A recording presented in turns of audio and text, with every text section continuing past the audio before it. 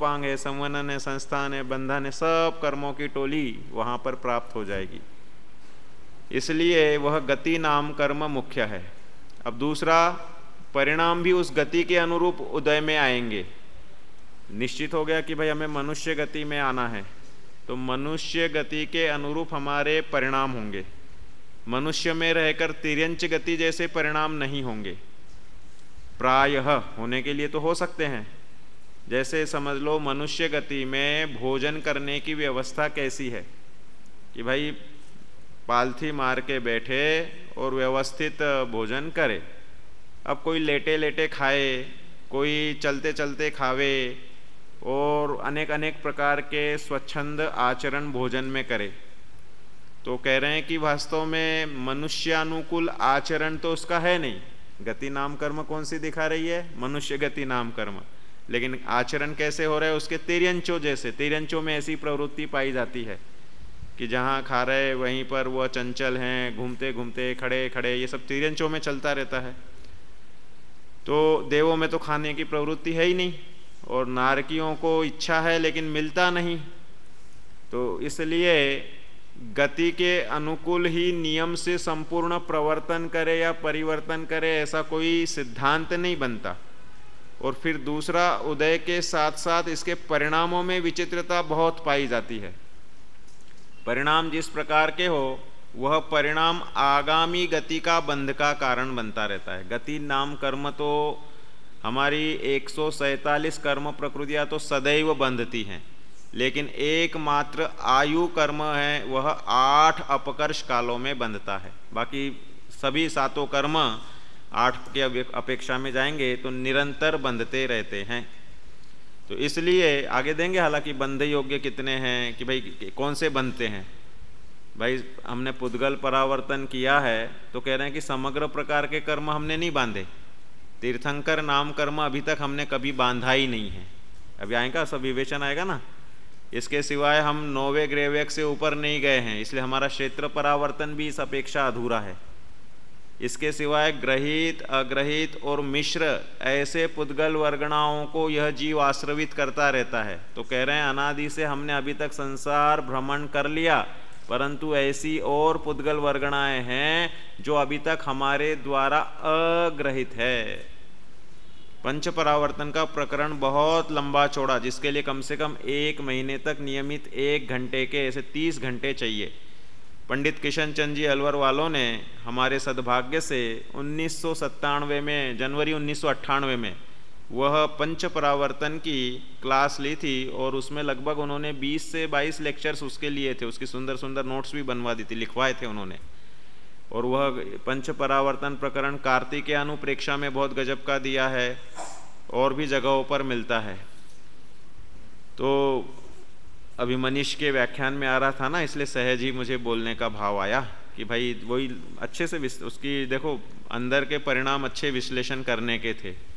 अब वो जितना अभ्यास उसका रहा उसके अनुसार रहता है। बाकी सोनू जी ने जो कमेंट किया उससे मैं सहमत हूँ कि भाई वास्तव में उसने स्वयं के चिंतन से और रुचि से भी उसमें प्रवर्तन किया। तो अब यहाँ पर गति नाम कर्म का स्वरूप बता रहे हैं कि भाई एक गति से दूसरी गति में पर्याय को, अर्थात दूसरी पर्याय को प्राप्त हो, वह गति नाम कर्म है। उसके 4 भेद हैं। जिस कर्म के उदय से यह जीव नारकी के आकार, तिर्यंचाकार, मनुष्य के शरीराकार अथवा देव शरीराकार हो, उसको क्रम से नरक गति, तिर्यंच गति, मनुष्य गति तथा देव गति नाम कर्म कहते हैं। प्रत्येक गति में आकार की सुनिश्चितता होती है। ये जो अपनी नाक है बराबर जिस जगह पे है वहीं पे मिलेगी, अन्यत्र नहीं मिलेगी। जो स्वरूप है उसमें क्यों करके नहीं चलता है कि भाई नाक यहीं पे क्यों, आंखें यहीं पर क्यों, 2-2 दे दी आंखें हम, और दोनों आंखें होने पर भी देखने का काम तो युगपत एक साथ होता है कि नहीं। एक ही गेय में देख सकते ना, एक आंख से दूसरी तरफ और एक आंख से दूसरी तरफ, ऐसा थोड़ी देख सकते हैं। जब भी देखना होगा तो दोनों आंखें युगपत जाती हैं। तो ऐसी जो स्वरूप है यह वस्तु स्वरूप है, इसमें क्यों कैसे यह संभव ही नहीं है। ये स्वरूप ही ऐसा है। हमारी इच्छा अनुसार या कोई सुविधाएं अनुसार शरीर बनता हो सो बात नहीं है।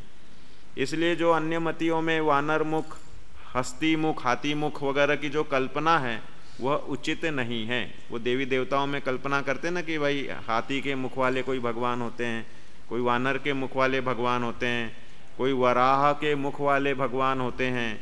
ये वास्तव में इसलिए नहीं कि ये प्रत्यक्ष विरुद्ध है। मेडिकल साइंस के अनुसार एक स्पेसिस और दूसरी स्पेसिस, स्पेसिस मतलब जाति, उनके इसमें ऐसा दे दिया कि भाई किसी मंडूकी ने किसी पुरुष का वीर्य पिया और मंडूकी को कन्या हो गई। ऐसे अनेक अनेक कपोल कल्पित बातें आती हैं जो कि साइंस से पूर्णतः विपरीत हैं। ये किसी भी हिसाब से लागू नहीं हो सकती। ऐसी कोई थेरेपी या कोई प्रोसीजर नहीं है कि मनुष्य और तिरंचों का संगम करके पुत्रादिक की या ऐसी उत्पत्ति हो जाए। तो ऐसी बहुत सारी विपरीतता हैं। इस गति नाम कर्म के स्वरूप समझने से हम समझ सकते हैं कि जिस गति में जीव का जन्म होता है उस रूप उसका गति नाम कर्म सुव्यवस्थित शरीर का निर्माण करता है। पूरी पर्याप्तियाँ पूर्ण होने के बाद में जो विकृतियाँ होंगी शरीर अंगोपांग में वो आगे आएगा सब। कौन से कर्म के उदय से विकृत अंगोपांग हो जाएंगे, कटे हुए होठ पैदा हो जाते हैं, किसी का हाथ विकृत रहेगा, कि दो बच्चे जुड़वा हो जाएं और चिपक जाएं आपस में, ये सबके समाधान मिल जाते हैं। परंतु कोई कहे कि भाई ऐसा हो जाए कि मनुष्य को वानर मुखी बच्चा हो जाए या किसी जानवर को आदमी रूपी बच्चा हो जाए, ऐसा प्रत्यक्ष विरुद्ध और अनुमान विरुद्ध किंचित भी संभव नहीं है। यह गति नाम कर्म से हमें सिद्ध समझना चाहिए। अब देखो जाति, गति के बाद दूसरा नाम कर्म है जो उन गतियों में अव्यभिचारी सादृश्य धर्म से जीवों को इकट्ठा करे, वह जाति नाम कर्म है। कह रहे हैं कि व्यभिचार किसे कहते हैं कि जो विपरीत रूप रहे, अव्यभिचारी लक्षण मतलब समानता रूप से निर्दोष रूप से इकट्ठा करे। किस रूप से करे तो जातियों के पहले स्वरूप बता रहे हैं। हम समझ रहे हैं कि भाई अपनी ये जैन जाति या हिंदू जाति, ये जाति की बात नहीं है। जातियां देखो कौन सी हैं। एक इंद्री, दो इंद्री आदि जीव समान स्वरूप होकर आपस में एक दूसरे से मिलते नहीं, यह तो अव्यभिचारीपना। और एकेंद्रियपना सब एकेंद्रियों में सरीखा है, यह हुआ सादृश्यपना। कह रहे हैं कि भाई एक अपने को तो एक से ही लगते हैं। चींटी चींटी के चेहरे में क्या अंतर है, गायों के चेहरे में क्या अंतर है। गाय एक से ही लगती है ना, सब गाय हैं बैल हैं। कह रहे नहीं, सब में अंतर होता है। हमको तो सब सरदार जी भी एक से ही लगते हैं। बचपन में हम देखते थे तो हमको लगते थे यार सरदार जी पहचानते कैसे होंगे कि ये अलग है वो अलग है, ऐसे सब एक से ही लगते हैं। हाइट हेल्थ अगर एक सी हो ना तो इस तरह से। तो कह रहे हैं कि भाई सादृश्यपना बहुत सारा दिख जाता है। कह रहे वो इसमें दिखता है सादृश्यपना कि जैसा एकेंद्रिय जीवों का रहेगा तो सब में सादृश्यपना एकेंद्रिय सरीखा ही रहेगा। और दूसरा आपस में एक दूसरे से मिलते नहीं, यह है अव्यभिचारीपना। जीव समान स्वरूप होकर आपस में एक दूसरे से मिलते नहीं हैं, यह तो अव्यभिचारीपना। और एकेंद्रियपना सब एकेंद्रियों में सरीखा है, यह हुआ सादृश्यपना। यह अव्यभिचारी धर्म एकेंद्रियादि जीवों में रहता है, अतएव वे एकेंद्रियादि जाति शब्द से कहे जाते हैं। और जाति कर्म 5 प्रकार का है, जिसके उदय से यह आत्मा एकेंद्री या 2 इंद्री, 3 इंद्री, 4 इंद्री अथवा पंचेंद्री कहा जाए, उसे क्रम से एकेंद्री जाति, बेंद्री जाति, तेंद्री जाति, 4 इंद्री जाति तथा पंचेंद्री जाति नाम कर्म समझना। देखो यह परिभाषा आपको पूछी जाएगी पेपर में। जाति नाम कर्म का स्वरूप क्या है, गोमट सर के विद्यार्थी ध्यान रखें। जाति नाम कर्म की परिभाषा यह अव्यभिचारी और सादृश्यपना 2 शब्दों को खोलते हुए चाहिए। तो इस रूप से एकेंद्रिय में, द्विंद्रिय में, सब में वह रचना विशेष पाई जाएगी, वह सादृश्य सहित होगी और एक एकेंद्रीय दूसरे एकेंद्रीय से जुदा होगा। जैसे मनुष्यों में हम देखते हैं कि सभी रचना विशेष तो सादृश्य, सभी को 2 हाथ, 2 आंखें, 2 कान और जो भी हैं सब मिलते हैं, लेकिन फिर भी सब जुदे जुदे भी होते हैं। सबके चेहरे का वर्ण रूप अलग अलग होता है ना, तो इससे हम पहचान भी लेते हैं। तो सादृश्यपना और अव्यभिचारीपना दोनों नियम से हो उसे कहते हैं जाति नाम कर्म। तो ये पंचेंद्रिय की अपेक्षा रहेगा तो पंचेंद्रियों में ऐसा स्वरूप रहेगा, चतुरिंद्रिय का रहेगा तो चतुरिंद्रिय का रहेगा। फिर उसमें भी हमने सूक्ष्मता से अपन ने मनुष्य को लिया, पंचेंद्रिय जाति में तो बहुत सारे हैं, तिर्यंच भी पंचेंद्रिय जाति के, देव भी, नारकी भी। तो कह रहे पांचों इंद्रियां जिसमें पाई जाएगी वह पंचेंद्रिय जाति। तो पंचेंद्रिय में मन सहित होंगे तो सभी मन सहित होंगे। अब उसमें अंतर क्या पड़ता है कि उनके साथ में बहुत सारे दूसरे नाम कर्म के रूप रहेंगे, तो इसलिए विसदृशपना भी पाया जाएगा। और फिर उसके अनुसार उनके जो राग द्वेष चलेंगे या जैसा उनका जीवन चलेगा उसके अनुसार उनका नवीन आगे का जीवन चलता रहेगा। नाम कर्म हमारे जीवन में राग द्वेष करने का प्रबलतम हेतु बनाता है। बचपन से ही हमारा फिक्स हो जाता है, कोई बच्चा कुरूप पैदा हुआ और कोई बच्चा सुंदर पैदा हुआ, पूरा जीवन भर हीन भावना या एक घमंड की या उच्च की भावना उसकी जीवन भर चलेगी। जन्म लेते ही जो रंग रूप मिला उसके अनुसार बहुत कुछ जीवन चलता है। तो ऐसे शरीर नाम कर्म के उदय से शरीर की रचना हुई, अब उसमें सुभगपना दुर्भगपना, फिर भी इनमें कुछ कुछ परिवर्तन आता है कि भाई किसी को कोई रूप लगता है बुरा और किसी को कोई रूप लगता है अच्छा। यह सुभग और दुर्भग पने का सुंदर उदाहरण मिल जाता है। वही बच्चा जो बचपन में सुभग नाम कर्म के उदय से सबको प्यारा लगता है, बुढ़ापे में आते आते उसका दुर्भग नाम कर्म होकर के उस बूढ़े व्यक्ति को उसके पुत्र तक मतलब विशेष प्रेम नहीं देते और आदर नहीं देते, बुरा लगने लग जाता है। स्पर्श रस गंध वर्ण सुहावने हो और स्पर्श रस गंध वर्ण बाद में वे पलट करके कोई एक्सीडेंट हो जाए, कोई बीमारी हो जाए, जवानी में आते आते प्यूबर्टी एज में मुहासे हो जाते हैं और मुहासे होने के बाद में वह एक छोटा सा मुहासा उस व्यक्ति को फुटबॉल के समान बड़ा बड़ा लगता है। मेरे पास तो आते हैं ना पेशेंट्स निरंतर, तो ऐसे उसको इतना हीन भावना होती है जो कि वह दूर से देखने पे या सामान्य रूप देखने पे हमें तब चिकित्सकों को तक नहीं दिख पाता है, लेकिन उससे तो वो इतना बड़ा दिखता है तो बोलता है देखो है ना, एक है, दो है, तीन है, गिन गिन के बताते हैं। तो जिसके जैसे उस उदय के अनुसार मतलब दिखने में सुंदर हो और फिर भी उस मुहासे के कारण वह स्वयं को अपना खुद को अप्रिय लगता है और दूसरे को भी अगर वैसा उदय हो तो वह सुभग या दुर्भग नाम कर्म के उदय के कारण सुंदर या असुंदर भाषित होता है। तो कर्मों में चेंजेस होते रहते हैं, नाम कर्म का उदय सदा एक सा नहीं रहता। जो व्यक्ति कुछ कारणवश बहुत दूसरों को अच्छा लग रहा हो वह कालांतर में पाप का उदय आने पर बुरा भी लग सकता है। समग्र कर्मों का परिणमन सदा एक सा नहीं रहता, रहने के लिए रह भी सकता है कि जिंदगी भर सुंदरता के साथ में रहे, तो ऐसे भी बहुत सारे कर्मों के स्वरूप बनते हैं। तो ये नाम कर्म की गति हो गई, जाति हो गई। अब इसके आगे बता रहे जिसके उदय से शरीर बने उसे शरीर नाम कर्म कहते हैं।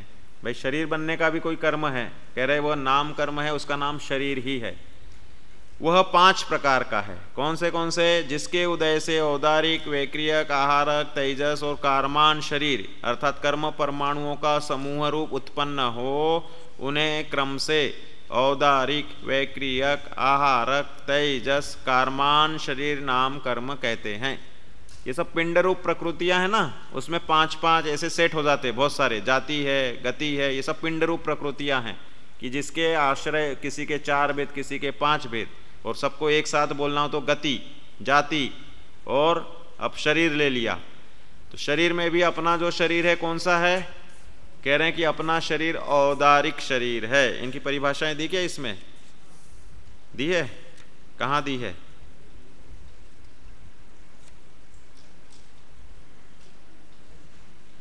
नहीं दी ना, इतना इधर हो गया। फिर उसके बाद में नाम कर्म के उदय से आहार वगैरह उनके पुद्गल जो आपस में बंधन नाम कर्म, शरीर के बाद बंधन आदि का दिया है। देखो परिभाषा तो मैं बता देता हूं। इसका औदारिक का देते उदार अर्थात स्थूल।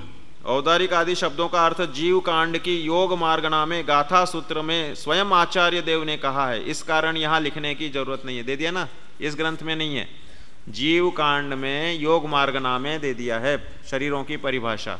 तो उसमें दिया है उदार अर्थात स्थूल, जो स्थूल पुद्गल वर्गणाओं को ग्रहण करके शरीर का निर्माण होता है उसे औदारिक शरीर कहते हैं।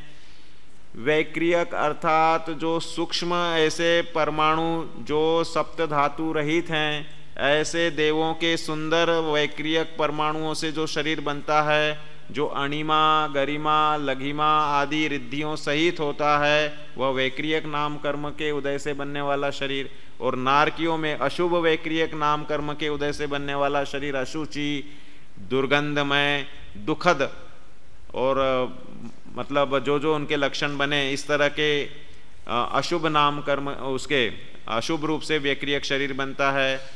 आहारक शरीर मुनिराजों के, जिनको आहारक रिद्धि प्रकट हो गई, जो तपस्या के कारण अपने शुद्धात्मा का प्रचुर स्व संवेदन करते हैं, परंतु जिनके भूमिका में छठवें गुणस्थान में कुछ शुभ भावों की विशेषता होती है और उसके कारण उनको अनेक रिद्धियां प्रकट होती हैं।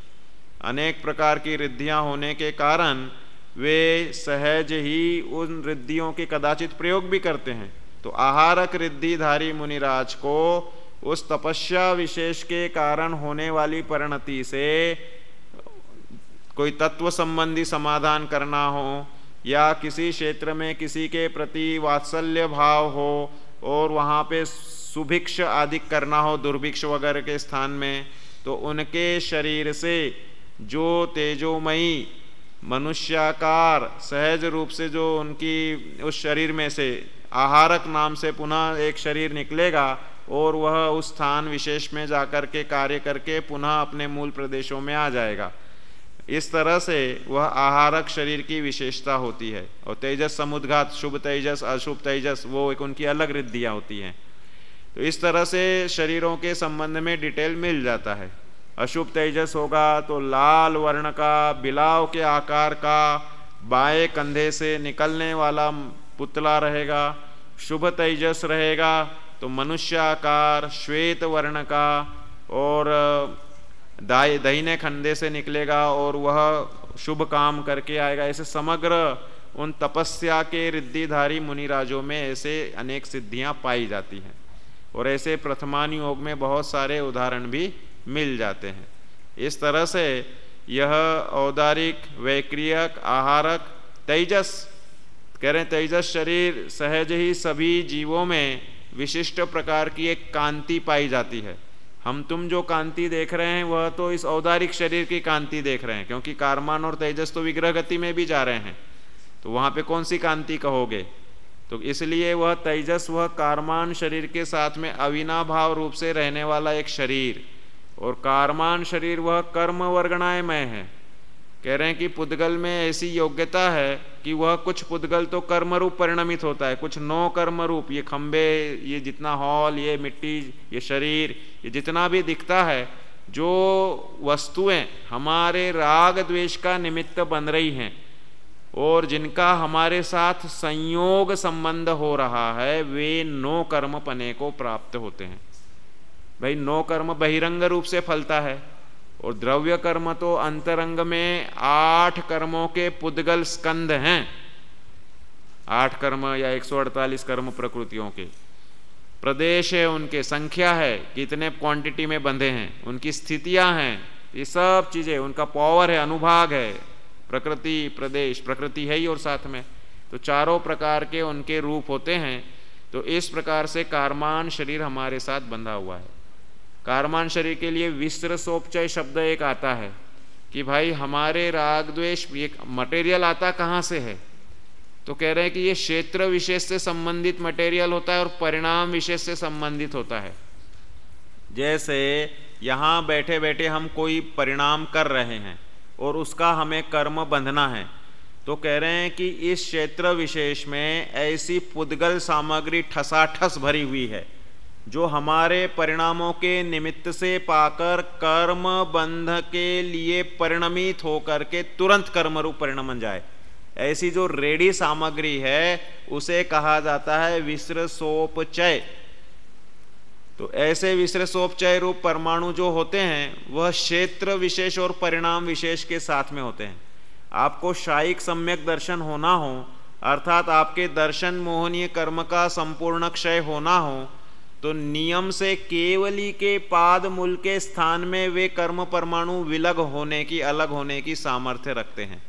आपको कहे, आप कहें हम बिना केवली के पाद मूल के शायिक सम्यक दर्शन कर लें, तो कह रहे यह संभव नहीं है। निमित्त नैमित्तिक संबंध घने हैं, यद्यपि वे कर्ता कर्म रूप नहीं हैं, तथापि जो निमित्त नैमित्तिक संबंध है वह स्वरूप ही ऐसा है।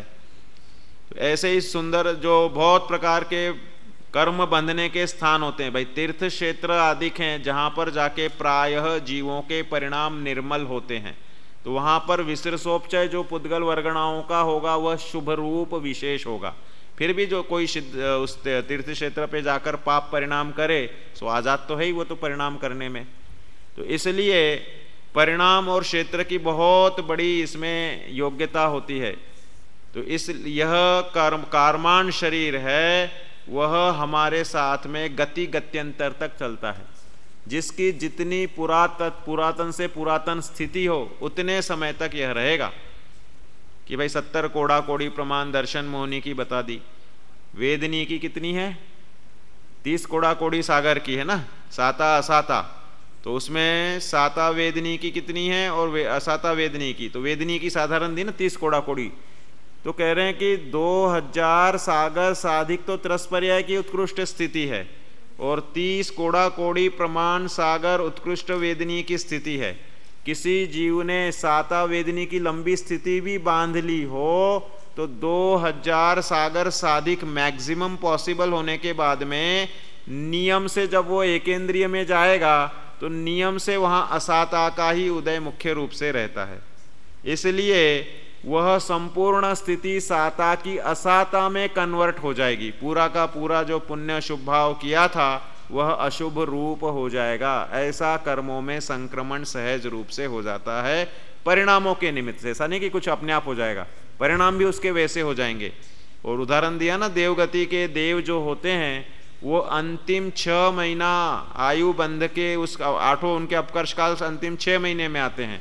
उस समय वे जो अत्यंत खेद खिन्न कषायवान तीव्र आर्त रौद्रमय होते हैं और उसके कारण वे अनेक प्रकार के अपने परिणामों में अशुभ भावों का आश्रव करते हुए, अशुभ कर्मों का आश्रव करते हुए एकेंद्रीय स्थावर पर्यंत में उत्पन्न हो जाते हैं। जो विमानवासी हूँ थाय सम्यक दर्शन बिन दुख पाए। देखो, सम्यक दर्शन बिना परिणामों की गारंटी नहीं है। कोई कहे कि भाई मैं ऐसे शुभ भाव करता रहूंगा कि स्वर्ग और मनुष्य में ही जीवन चलता रहे, हम दूसरी गति में जाए ही नहीं। मैंने ये प्रश्न बचपन में एक मुनिराज से पूछा था, तो उन्होंने तो ये उत्तर दे दिया था कि ऐसा हो सकता है, जो कि भाई अपने आगम के अनुसार हो ही नहीं सकता।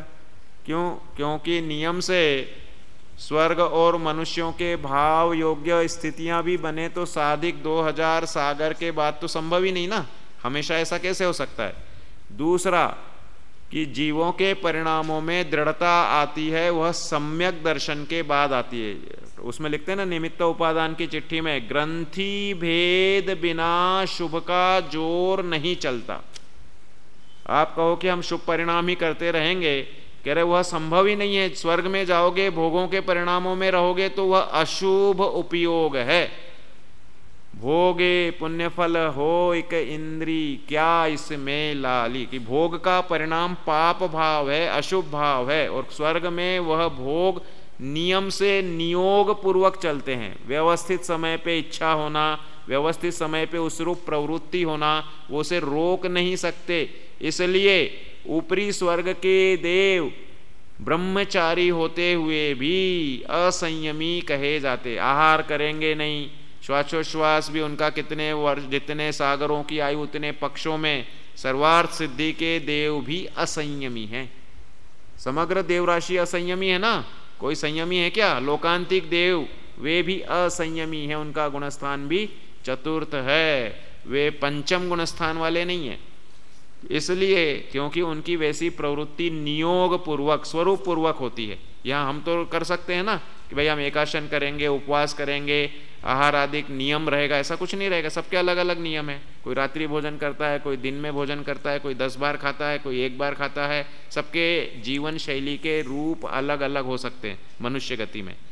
लेकिन देवों में तो सबका अपने आप उस समय पे इच्छा होना, उस रूप कार्य होना, देवी देवांगना का या देवों का आपस में मिलन होना, ये सब सुव्यवस्थित समयबद्ध होता है। इसलिए उनका असंयम नियम से सदा चलता है, वे संयमी हो ही नहीं सकते। तो इसलिए कह रहे हैं कि भाई ये गति का जो अपन कहें कि भाई मैं स्वर्ग और मनुष्यों के ही भाव धारण करता रहूँगा, तो कह रहे हैं देव गति का स्वरूप पुण्यमय नहीं है। देव गति का स्वरूप ऐसा है कि पुण्य फलमय है। नवीन पुण्य बांधने के लिए उनको अपने परिणाम मध्य लोक के आश्रित देव शास्त्र गुरु आदि के आश्रित करने होते हैं। और बहुत से देव, वैमानिक के लिखा ना, पहले युगल तक के देव स्थावरों में उत्पन्न होते हैं, अर्थात वे वहाँ पर द्रव्य पाप नहीं करते हुए भी भाव पाप में प्रवर्तते हैं और एकेंद्रिय में उत्पन्न होते हैं। इस प्रकार समझना चाहिए।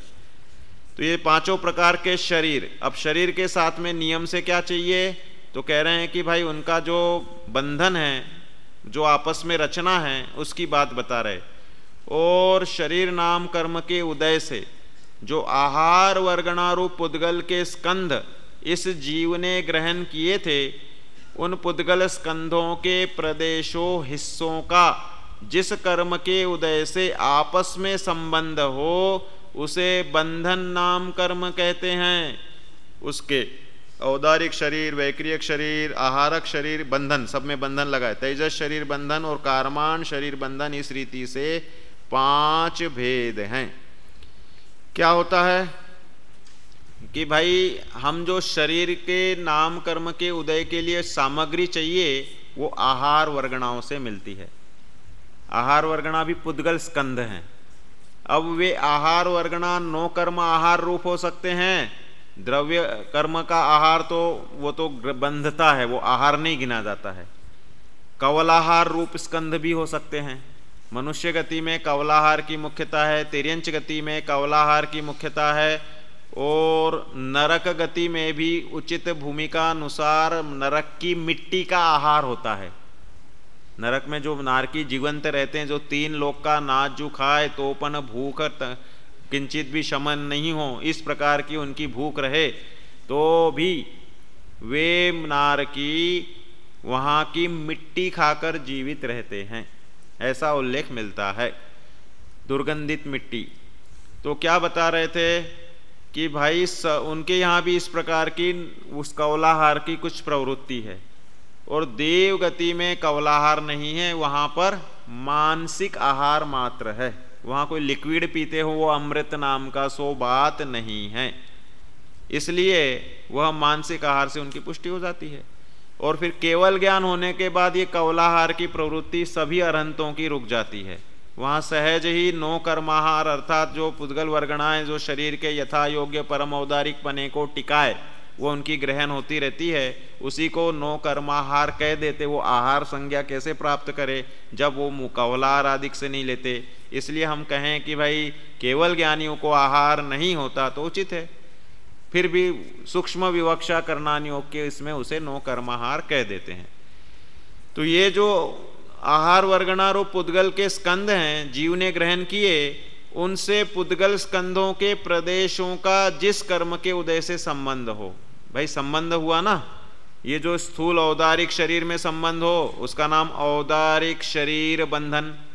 कि भाई आप खूब खाओ, लेकिन आपके साथ में वो आहार टिके ही नहीं, आपके इस औदारिक शरीर में वह पुद्गल स्कंद बंधान रूप होवे ही नहीं। खूब खाओगे और सब पचे ही नहीं तो बेकार है ना। भाई खूब बादाम का हलवा खिलाया जाए लेकिन पाचन शक्ति नहीं हो तो वह निकल जाएगा, कोई उसका कोई मतलब नहीं रहा ना, पौष्टिक उस शरीर में बंधान नहीं हुआ। आहार रस बनने के बाद में रसादि रक्त 7 धातुएं रूप परिणमन करे तो हमारा आहार सार्थक हुआ। हम आहार से क्या लेते हैं, एक स्टोरिंग करने वाली वो चीजें लेते हैं, धातुएं लेते हैं, और दूसरा होता है एनर्जी लेते हैं, ऊर्जा।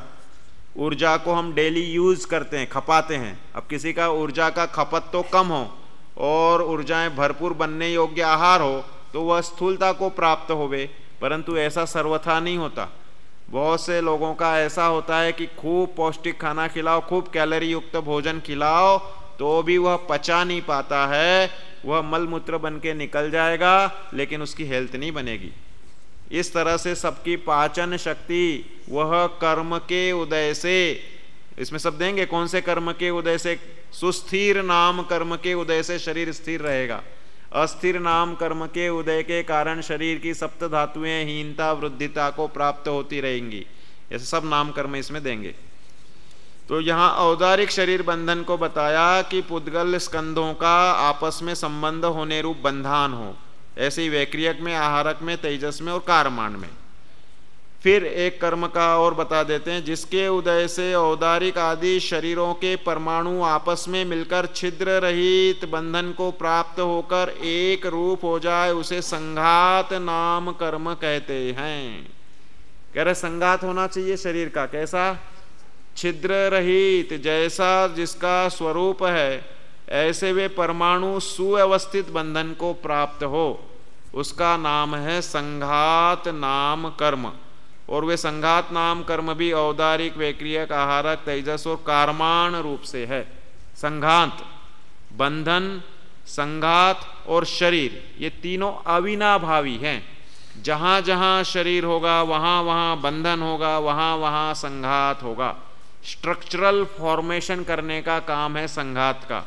बंधन कर रहा है वह कर्म वर्गणाओं को, उस पुद्गल स्कंधों को अपने योग्य परिणमाने का कार्य, बांधने का कार्य, और बांधने के बाद में उसका स्ट्रक्चरल जैसा बनना है स्वरूप, वैसा काम हो, उसका नाम है संघात।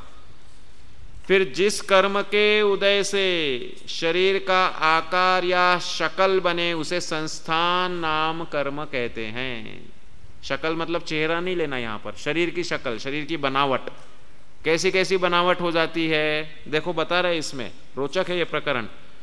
जिसके उदय से शरीर का आकार ऊपर, नीचे और बीच में समान हो, अर्थात जिसके अंगों पांगों की लंबाई चौड़ाई सामुद्रिक शास्त्र के अनुसार ठीक ठीक बनी हो, वह समचतुरस्र संस्थान है। तीर्थंकरों का कौन सा संस्थान होता है? समचतुरस्र संस्थान। जितने भी केवल ज्ञानी होते हैं, चरम शरीरी होते हैं, तदभव मोक्षगामी होते हैं, वे नियम से समचतुरस्र संस्थान, उनके इतना पुण्य वो लेके आते हैं पूर्व भव से कि नियम से उनका समचतुरस्र संस्थान होगा। वज्र वृषभ नाराज संवनन होगा। इसके बाद आंगोपांग के बाद संवनन का ही बात बताएंगे। तो संवनन अर्थात बनावट, कह रहे हैं उनकी तपस्या ऐसी स्थिर तपस्या होगी कि उन्हें वह मृग जन उपल खाज खुजावते, मृग को देखा होगा आपने, अपने से कई गुना भारी होता है, और उस चतुर्थ काल के मृग वे भी उतने रूप से भारी होते हैं। मतलब मनुष्य के अपेक्षा तिर्यंचों के शरीर का वजन विशेष होता है। गाय भैंस का वजन आपसे ज़्यादा होता है, और हिप्पोपोटामस का तो 3-3 हजार किलो में होता है। हिप्पोपोटामस, गेंडा, ये जो है ना, इनके कई गुना वजन होते हैं। शेर का वजन भी अपने से ज़्यादा होता है, और ये सब इनमें फुर्ती आदि भी विशेष होती है। तो कह रहे हैं कि जब वह हिरन मुनिराज ध्यान में बैठे हैं, उस समय में आकर के हिरन उनसे खुजली मचाता है। उसको खुजली हो रही तो उसको लगता है कि भाई जैसे पेड़ का कोई ठूठ हो, ऐसे ही ये कोई पुतला बना हुआ है। इतना स्थिर आसन उन मुनिराज का हो जाता है। किस कारण होता है? वह वज्र वृषभ नारा संवनन के कारण स्थिर आसन होता है। उसमें फ्रैक्चर नाम की चीज जीवन भर नहीं हो सकती, इतनी मजबूत हड्डियां होती हैं। और संस्थान उनका कह रहे कि वह आंगोपांग सामुद्रिक अर्थात ज्योतिष शास्त्र के अनुसार जितने प्रमाण में होने चाहिए, अंगों की हाइट, अंगों का स्ट्रक्चर, उस प्रमाण से सुव्यवस्थित होगा। इसका नाम है समचतुरस्र संस्थान। दूसरा, जिसके उदय से शरीर का आकार न्यग्रोध के बड़के वृक्ष सरीखा, नाभि के ऊपर मोटा और नाभि के नीचे हो पतला, उसे न्यग्रोध परिमंडल संस्थान कहते हैं। कि भाई बड़ का पेज देखा होगा ना आपने, न्यग्रोध मतलब बड़, बड़का पेज ऊपर की तरफ तो होता है वृक्ष सरीखा मोटा, और नीचे नीचे उसका तना जो है वो पतला, एक सिंपल वो रह जाता है पेड़ का वो तना, और ऊपर ऊपर ऐसा फैला हुआ होता है। उसी प्रकार लोगों के मनुष्यादिक में ऐसे संस्थान पाए जाते हैं, ऐसा संस्थान उदय आता है। तिर्यंचादिक में प्रचुरता से पाया जाता है। ये सब सामान्य रूप से कथन है ना, हमारा शरीर औदारिक शरीर है, तिर्यंचों का भी शरीर औदारिक शरीर है, नारकियों का वैक्रियक है और देवों का वैक्रियक है। देवों में कभी भी उनमें नियम से समचतुरस्र संस्थान देवों में भी पाया जाएगा, क्योंकि वहां तो शुभ प्रकृतियों का उदय है। और नारकियों में है तो वहां पे दूसरे दूसरे निम्न संस्थान अभी आगे दे रहे ना, ये सब भी हो सकते हैं। तो ऐसे संस्थान नाम कर्म के उदय के कारण स्ट्रक्चरल जो फॉर्मेशन है वह अलग अलग प्रकार के आकार की हो सकती है। फिर बाद में तीसरा दे रहे हैं, जिसके उदय से स्वाति नक्षत्र के अथवा सर्प की बामी के समान शरीर का आकार हो, अर्थात ऊपर से पतला और नाभि से नीचे मोटा हो, उसे स्वाति संस्थान कहते हैं। कह रहे हैं कि सर्प की बामी, सर्प का बिल किसी ने देखा हो तो वह इस प्रकार का होता है कि वह ऊपर से तो होता है पतला और अंदर से बिल में जैसे बाहर से दिखेगा पतला सा और अंदर जाकर के वह मोटा स्थान होगा कि वो कुंडली मार के भी बैठ सके। जब सर्प अपने बिल में प्रवेश करता है तो गोल मटोल होकर थोड़ी प्रवेश करता है, वो सीधा होकर के प्रवेश करता है। लेकिन इसका मतलब वो अंदर सीधा ही पड़ा रहता होगा, बिल्कुल आराम ही नहीं करता होगा, ऐसा थोड़ी है।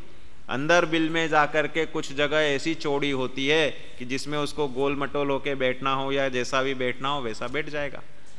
तो इस तरह से स्वाति नक्षत्र के समान भी दूसरा स्वाति नक्षत्र का दिया कि भाई सीप में बिल गिरती है ना वो बूंद, बूंद जो बन गई मोती, तो स्वाति नक्षत्र में होने वाली बरसात की उस बूंद अगर वह सीप में जाती है तो वह मोती पने को प्राप्त हो जाती है, ऐसा कहा जाता है।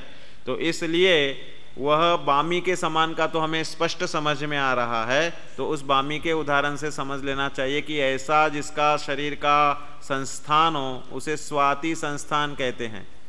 जिस कर्म के उदय से कुबड़ा शरीर हो उसे कुब्जक संस्थान कहते हैं, कुबड़ा शरीर, और जिसके उदय से बौना शरीर हो उसे वामन संस्थान कहते हैं, और अंगोपांग किसी खास शक्ल के ना हो, भयानक बुरे आकार के, उसे उंडक संस्थान कहते हैं। इसका विवेचन अपन अपने आगे के सत्र में करेंगे, अभी अपना समय हो गया है।